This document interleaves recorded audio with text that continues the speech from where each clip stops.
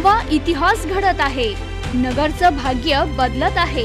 अहमदनगर शहराच्या इतिहासात प्रथमच शहरातील डीपी रस्त्यांसाठी फेज 1 150 कोटी रुपये मंजूर।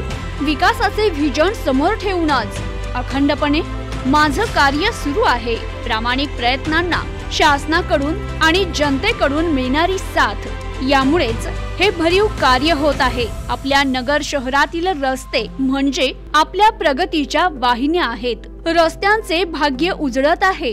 आपलं नगर शहर बदलत आहे, नवा आकार घेत आहे। बदलत्या इतिहासाचे आपण सर्व साक्षीदार आहात। यापुढेही हे विकास कार्य सातत्याने सुरूच राहील।